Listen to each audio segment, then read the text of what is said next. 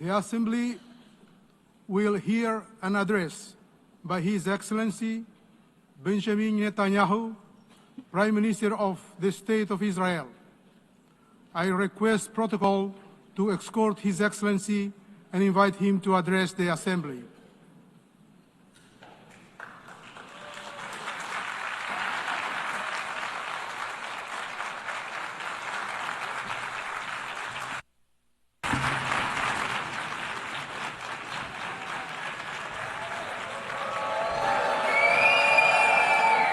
Please, order in the hall. Please, order in the hall.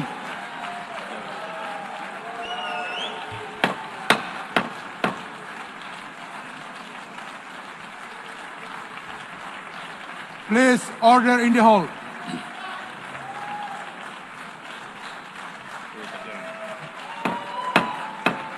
Please, order in the hall.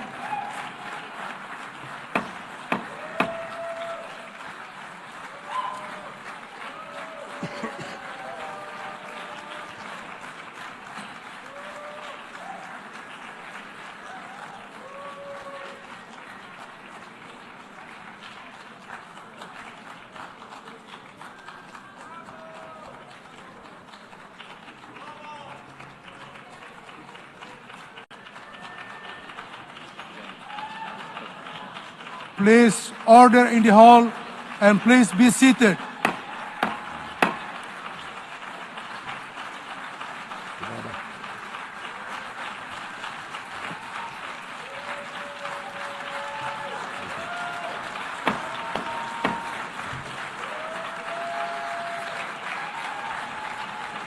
Please order in the hall.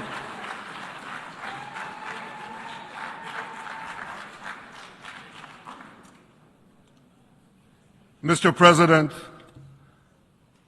the families of our dear hostages languishing in the dungeons of Gaza, ladies and gentlemen, last year I stood at this podium and I showed this map. It shows the curse of Iran's terror axis. This axis threatened the peace of the entire world. It threatened the stability of our region and the very existence of my country, Israel. Iran was rapidly developing a massive nuclear weapons program and a massive ballistic missile program. These were meant not only to destroy Israel, they were meant also to threaten the United States and blackmail nations everywhere. From Gaza, Yahya Sinwar dispatched waves of Hamas terrorists. They stormed into Israel on October 7th and committed acts of unspeakable savagery. From Lebanon, Hassan Nasrallah had launched thousands of missiles and rockets at our cities, terrorizing our citizens. In Syria, the murderous dictator Assad hosted Iran's forces, tightening a noose of death around our throats. In Yemen, the Houthis launched ballistic missiles at Israel while choking global trade at the mouth of the Red Sea. So what's happened over the past year? We've hammered the Houthis, including yesterday. We crushed the bulk of Hamas's terror machine. We crippled Hezbollah, taking out most of its leaders and much of its weapons arsenal. You remember those beepers, the pagers? We paged Hezbollah. And believe me, they got the message. And thousands of terrorists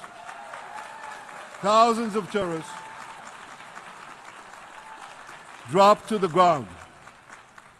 We destroyed Assad's armaments in Syria.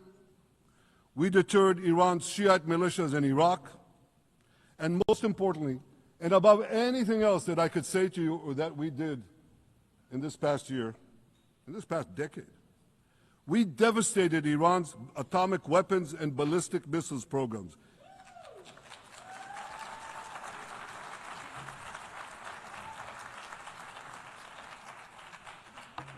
So here's where things stand today. Half the Houthi leadership in Yemen, gone. Yahya Sinwar in Gaza, gone. Hassan Nasrallah in Lebanon, gone. The Assad regime in Syria, gone. Those militias in Iraq, well, they're still deterred. And their leaders, if they attack Israel, will also be gone. And for Iran's top military commanders and its top atomic bomb scientists, well, they're gone too.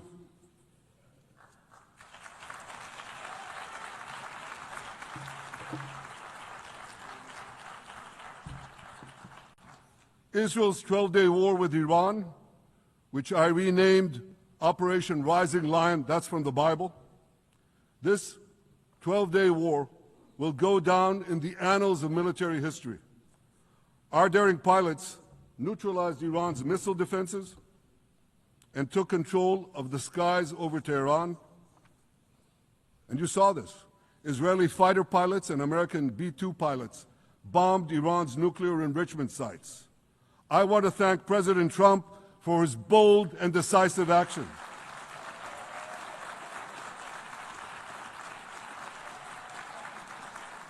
President Trump and I promised to prevent Iran from developing nuclear weapons, and we delivered on that promise.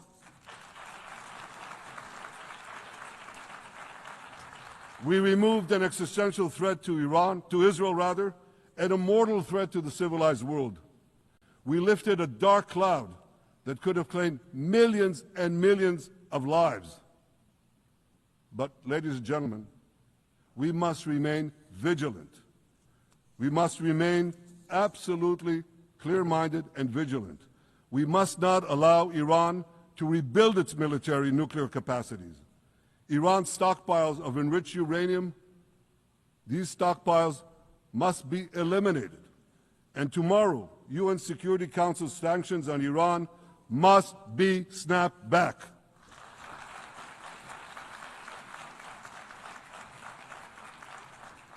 Thanks to the resolve of our people, the courage of our soldiers, and the bold decisions we took, Israel rebounded from its darkest day to deliver one of the most stunning military comebacks in history.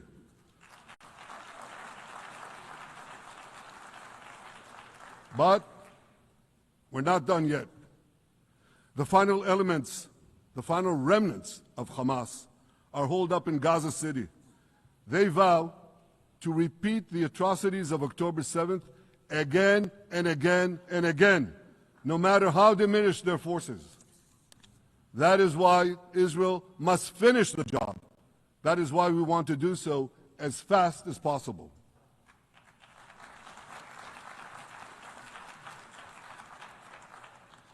Ladies and gentlemen, much of the world no longer remembers October 7th.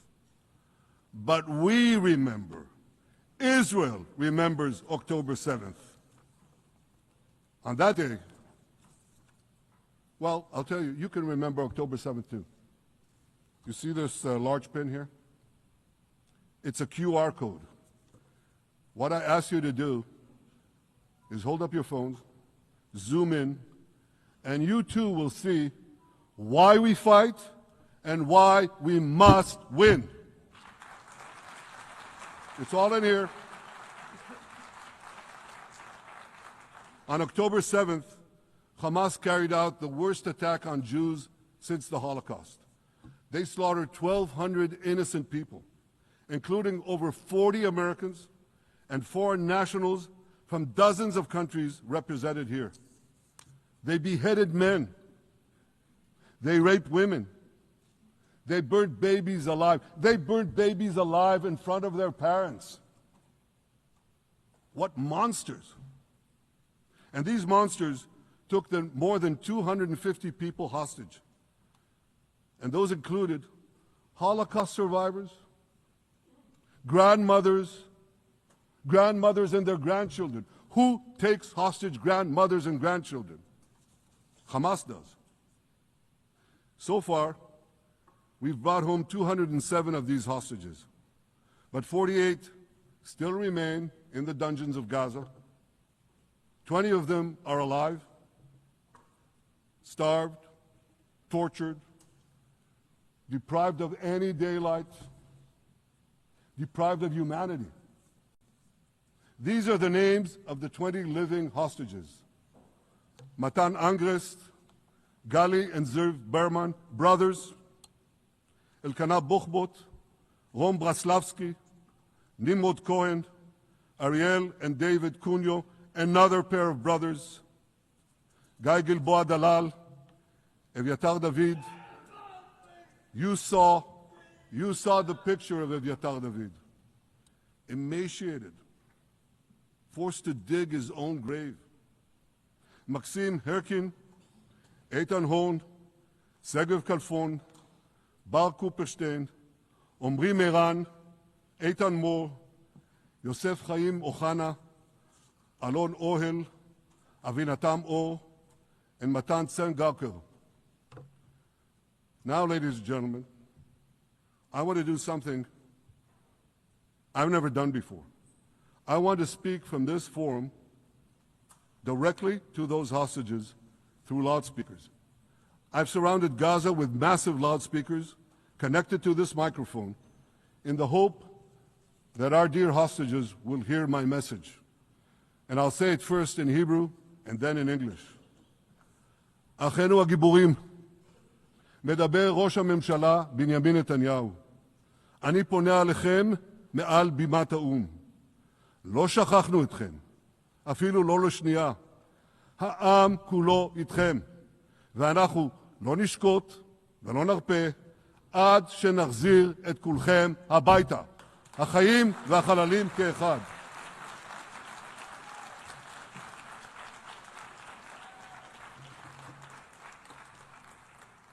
Our brave heroes. This is Prime Minister Netanyahu speaking to you live from the United Nations. We have not forgotten you, not even for a second. The people of Israel are with you. We will not falter and we will not rest until we bring all of you home.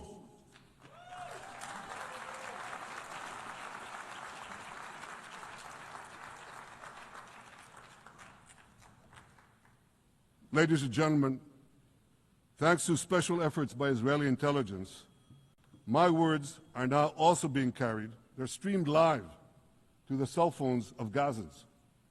So to the remaining Hamas leaders and to the jailers of our hostages, I now say, lay down your arms. Let my people go. Free the hostages, all of them, the whole 48. Free the hostages now.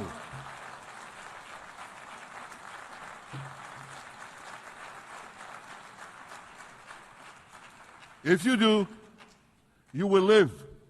If you don't, Israel will hunt you down. Ladies and gentlemen, if Hamas agrees to our demands, the war could end right now. Gaza would be demilitarized, Israel would retain overriding security control, and a peaceful civilian authority would be established by Gazans and others committed to peace with Israel. And of course, you understand that the war in Gaza has affected every Israeli. But I'm sure there are people in New York or in London or in Melbourne and elsewhere who are probably thinking, what does all of this have to do with me? And the answer is everything. Because our enemies are your enemies. So let's do something else. So first at the UN, let's do a pop quiz. And raise your hand if you know the answer. Here's the first question. Who shouts death to America? Is it A, Iran, B, Hamas, C, Hezbollah, D, the Houthis, or E, all of the above? All of the above. Correct, all of the above. Second question. Who has murdered Americans and Europeans in cold blood? Is it A, Al-Qaeda, B, Hamas, C, Hezbollah, D, Iran, or E, all of the above? All of the above. Correct. Again. So here's the point I wanted to make. Our enemies hate all of us with equal venom. They want to drag the modern world back to the past, to a dark age of violence, fanaticism, and terror. I think many of you are already feeling in your own societies the radical Islamist surge. You know, I'm sure you do, you know deep down that Israel is fighting your fight. So I want to tell you a secret. Behind closed doors, many of the leaders who publicly condemn us privately thank us. They tell me how much they value Israel's superb intelligence services that have prevented time and again terrorist attacks in their capitals, time and again saving countless lives. General George Keegan, former head of U.S. Air Force intelligence, once said, "If the United States had to gather on its own the intelligence that Israel gives us, we would have to establish 5 CIAs. 5 CIAs. This past June, when Israel struck Iran's nuclear facilities, German Chancellor Merz admitted the truth. He said, Israel is doing the dirty work for all of us. President Trump understands better than any other leader that Israel and America face a common threat. He showed the world that when Iran and its proxies murder Americans, take Americans hostage, shout death to America, burn American flags, and try to assassinate the President of the United States, not once, but twice. He showed them there is a price to pay for all that.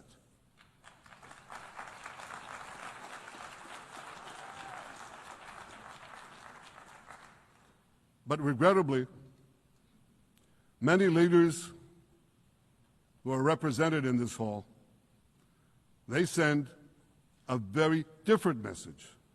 Sure, in the days immediately following October 7th, many of them supported Israel. But that support quickly evaporated when Israel did what any self-respecting nation would do in the wake of such a savage attack. We fought back. Now just imagine, just sit back for a second and imagine an attack against America proportioned to the attack against Israel on October 7th. Imagine a regime, a terror regime, dispatching thousands of terrorists to invade the United States. They massacre 40,000 Americans. They take 10,000 Americans hostage. What do you think America would do?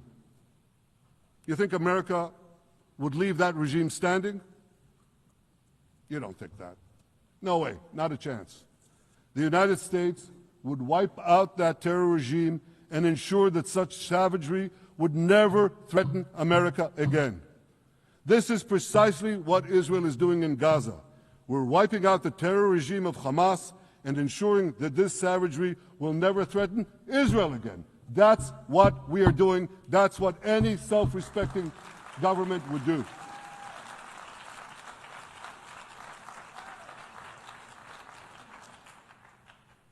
Yet, and it's a yet that I'm sorry to say here, yet over time, many world leaders buckled. They buckled under the pressure of a biased media, radical Islamist constituencies, and anti-Semitic mobs. There's a familiar saying, When the going gets tough, the tough get going. Well, for many countries here, when the going got tough, you caved. And here's the shameful result of that collapse. For much of the past 2 years, Israel has had to fight a seven-front war against barbarism, with many of your nations opposing us. Astoundingly, as we fight the terrorists who murdered many of your citizens, you are fighting us. You condemn us, you embargo us, and you wage political and legal warfare, it's called lawfare, against us. I say to the representatives of those nations, this is not an indictment of Israel. It's an indictment of you. It's an indictment of weak-kneed leaders who appease evil rather than support a nation whose brave soldiers guard you from the barbarians at the gate. They're already penetrating your gates. When will you learn? You can't appease your way out of jihad, and you won't escape the Islamist storm by sacrificing Israel. To overcome that storm, you have to stand with Israel. But that's not what you're doing. As the prophets of Israel foretold in the Bible, you've turned good into evil and evil into good. Now I want to drill down on this. Take the false charge of genocide. Israel is accused of deliberately targeting civilians. Ladies and gentlemen, the opposite is true. The head of urban warfare studies, Colonel John Spencer, he's perhaps the world's greatest expert on urban warfare. And he says, Israel is applying more measures to minimize civilian casualties than any military in history. And because we're doing that, the ratio of non-combatant to combatant casualties is less than 2-to-1 in Gaza. That's an astoundingly low ratio, lower than NATO's wars in Afghanistan and Iraq, especially when you consider that Gaza is one of the most densely populated urban areas on Earth. It has hundreds of miles of terror tunnels underground, and it has countless terror towers above ground, and thousands of terrorists embedded in the tunnels and in these towers in civilian areas. If you want to see what measures Israel takes to avoid civilian casualties in this war, just look at what we're doing now in Gaza City, the last Hamas stronghold, one of the two last strongholds. For 3 weeks, Israel dropped millions of leaflets, sent millions of text messages, and made countless phone calls urging civilians to leave Gaza City before our military moves in. At the same time, Hamas implants itself in mosques, schools, hospitals, apartment buildings, and tries to force those civilians not to leave, to stay in harm's way. And it often threatens them at gunpoint if they try to do so. For Israel, every civilian casualty is a tragedy. For Hamas, it's a strategy. Hamas uses civilians as human shields and as props in its sick propaganda war in Israel, against Israel, a propaganda war that the Western media buys hook, line, and sinker. Now, despite Hamas's threats, close to 700,000 Gazans, almost 750,000, have already heeded our calls and moved to safe zones. Now I want to ask you a simple question, a simple, logical question. Would a country committing genocide plead with the civilian population it is supposedly targeting to get out of harm's way? Would we tell them, get out, if we want to commit genocide? We're trying to get them out. And Hamas is trying to keep them in. And this charge is so baseless. The comparison to genocide, wholesale slaughter of populations. What, did the Nazis ask the Jews to leave, kindly leave, go out? Did others, you want me to name all the genocidal leaders of history? Just go one by one. Did anyone do this? Did they say, get out so we can come in? Of course not. So the truth has been turned on its head. Hamas, a genocidal terrorist organization whose charter calls for the murder of all Jews on the planet. This genocidal organization is given a pass. It's barely mentioned. While Israel, which does everything it can to get civilians out of harm's way, Israel is put in the dock. What a joke. You want to hear another one? Israel is accused of deliberately starving the people of Gaza when Israel is deliberately feeding the people of Gaza.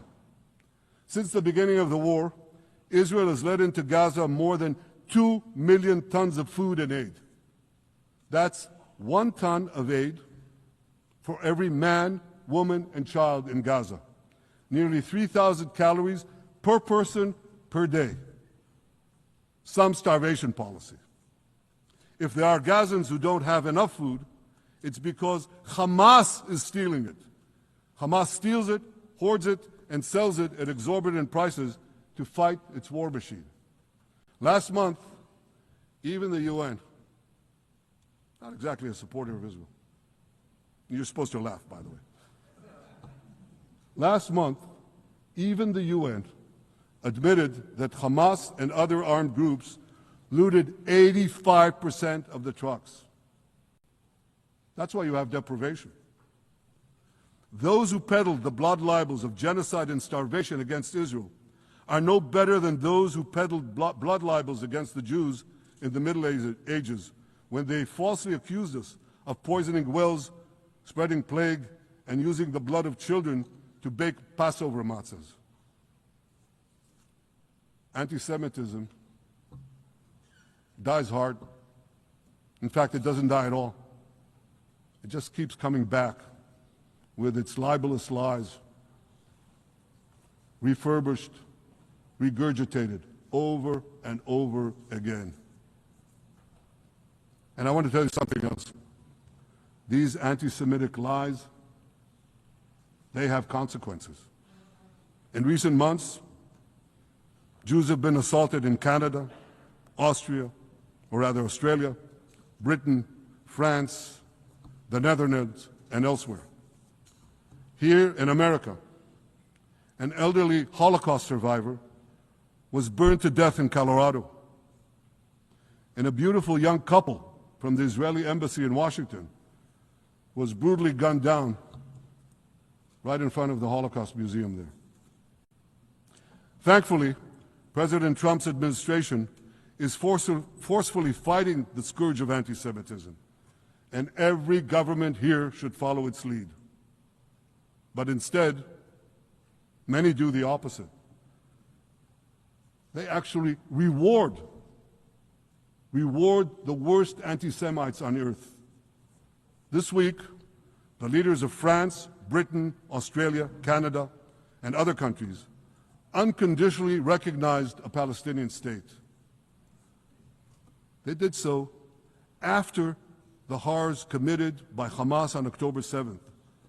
Horrors praised on that day by nearly 90% of the Palestinian population. So let me say that again. Nearly 90% of Palestinians supported the attack on October 7th. It's not supported only, they celebrated it. They danced on the rooftops. They threw candies. That's both in Gaza and in Judea, Samaria, the West Bank, as you call it. And it's just the way they celebrated another horror, 9/11. They danced on the rooftops. They cheered. They threw candy. You know what message the leaders who recognize the Palestinian state this week sent to the Palestinians? It's a very clear message. Murdering Jews pays off. Well, I have a message for these leaders. When the most savage terrorists on earth are effusively praising your decision, you didn't do something right. You did something wrong, horribly wrong. Your disgraceful decision will encourage terrorism against Jews and against innocent people everywhere. It will be a mark of shame on all of you. But wait a minute, Mr. Prime Minister, they tell me. Wait a minute. We believe in a two-state solution where the Jewish state of Israel will live side by side in peace with the Palestinian state. There's only one problem with that. The Palestinians, they don't believe in this solution. They never have. They don't want a state next to Israel.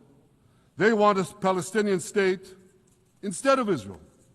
And that's why every time they were offered a Palestinian state, but were required to end the conflict with Israel and recognize the Jewish state, every time, over the decades, they turned it down. And that is why every time they were given territory, they used it to attack us. In fact, they effectively had a Palestinian state in Gaza. So what did they do with that state? Peace? Coexistence? No. They attacked us time and time again. Totally unprovoked. They fired rockets into our cities. They murdered our children. They turned Gaza into a terror base from which they committed the October 7th massacre. So here's the uncomfortable truth. The persistent Palestinian rejection of a Jewish state in any boundary is what has driven this conflict for over a century. It is still driving it. It's not the absence of a Palestinian state. It's the presence and existence of a Jewish state. And I find it amazing, that the foreign chancelleries and the ministries and all those who pontificate about this, and the leaders, how can they not see this basic truth when it is repeated again and again and again ad nauseum? And I want to say something else. This rejection of a Jewish state not only applies to Hamas, it also applies to the so-called moderate Palestinian Authority. You should know that the Palestinian authorities pays terrorists to slay Jews. The more Jews the terrorists slay, the more the Palestinian Authority pays. The Palestinian Authority names its government buildings, its public squares, its schools, after the mass murderers of Jews, which they glorify as martyrs. They pay and glorify not just the killer of Jews, but also killers of Christians.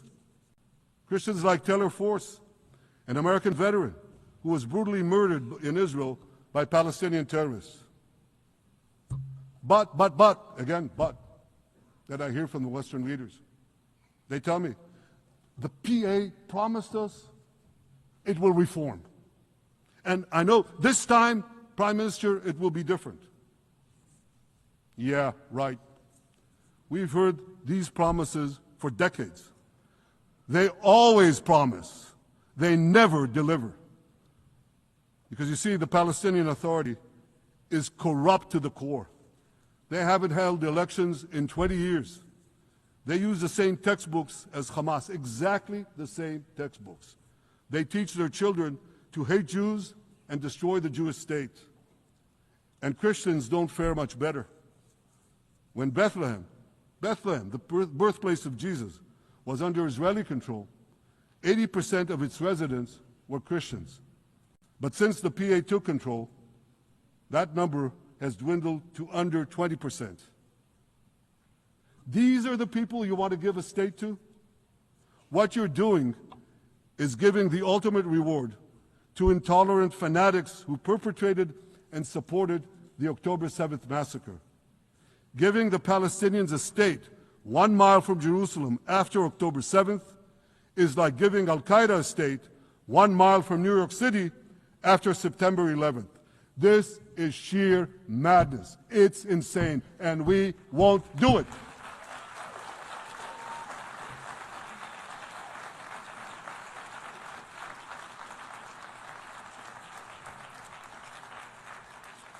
So here's another message to those Western leaders. Israel will not allow you to shove a terror state down our throats. We will not commit national suicide because you don't have the guts to face down a hostile media and anti-Semitic mobs demanding Israel's blood. And I want you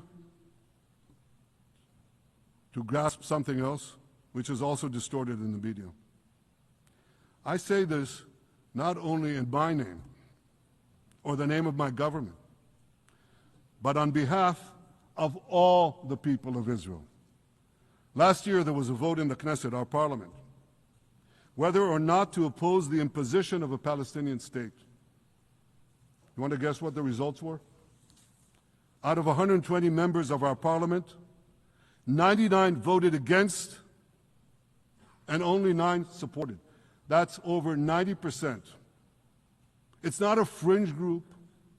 It's not the prime minister who himself is extreme or he's held hostage by extreme parties to his right.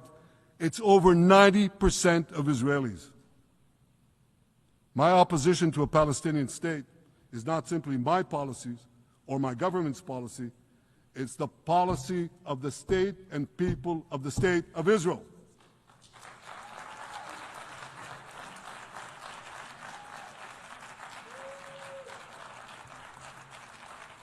Western leaders may have buckled under the pressure. And I guarantee you one thing, Israel won't. Israel's victories over the Iranian... Thank you, I know you won't too, that's good. Israel's victories over the Iranian terror axis have opened up possibilities for peace that were unthinkable 2 years ago. Take Syria. For decades, the very idea of peace between Israel and Syria seemed unimaginable. Well, no more. Today, we have begun serious negotiations with the new Syrian government. I believe an agreement can be reached that respects Syria's sovereignty and protects both Israeli security and the security of the minorities in the region, including the Druze minority. From the founding of Israel, Jews and Druze have been brothers in arms. We have fought together, we've bled together, we built our lives together. When I was a young commander in Israel's Special Forces, my own life was saved by the invaluable advice given to me by a great friend, Salim Shufi, a heroic Druze IDF veteran. And that's why I couldn't sit idly by, nor could Israel sit idly by, while the Druze were being slaughtered by jihadists. And I instructed our forces to stop the massacre, which they promptly did. Peace between Israel and Lebanon is possible as well. I call on the Lebanese government to also begin direct negotiations with Israel. I commend it for its declared aim to disarm Hezbollah. But we need more than words.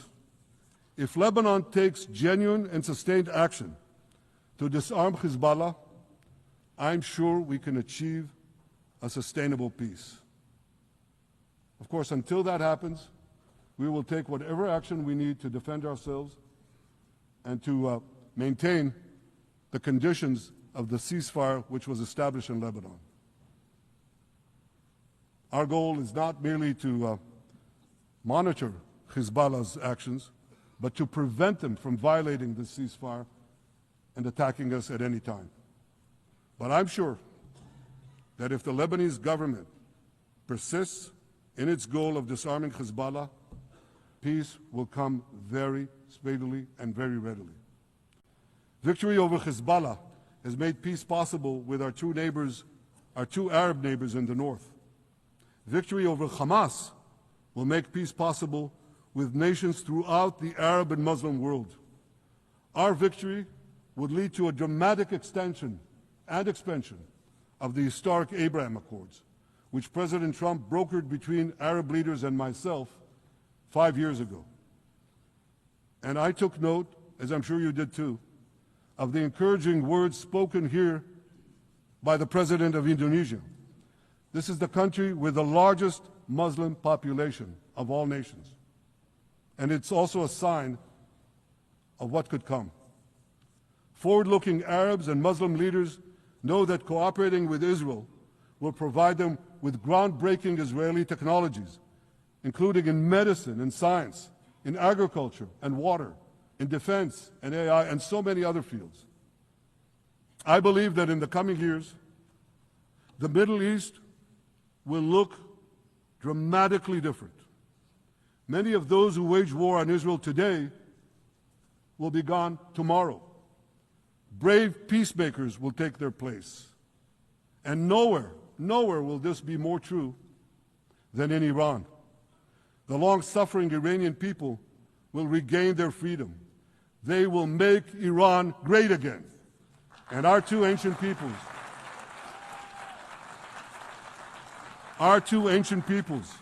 the people of Israel and the people of Iran, will restore a friendship that will benefit the entire world. Ladies and gentlemen, the horrors that happened on one dark day, October 7th, those horrors happened countless times during the centuries of my people's exiles among the nations. Jewish blood was cheap. Jews were killed with impunity. We had to beg others to defend us. The rise of Israel did not mean that the attempts to destroy us would end. It meant that we could fight back against those attempts.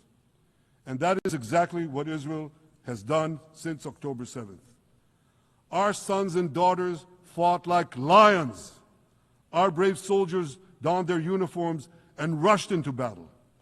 They were armed with the dreams of the 100 generations of Jews who came before them. The dream of living as a free people in the land of Israel, our beloved homeland for more than 3,000 years. The dreams of living in our own independent state. The dream of having an army to defend ourselves. And the dream of being a light unto the nations, a beacon of progress, ingenuity, innovation, for the benefit of all humanity. On October 7th, the enemies of Israel tried to extinguish that light. 2 years later, the resolve of Israel and the strength of Israel burned brighter than ever. With God's help, that strength and that resolve would lead us to a speedy victory and to a brilliant future of prosperity and peace. Thank you very much.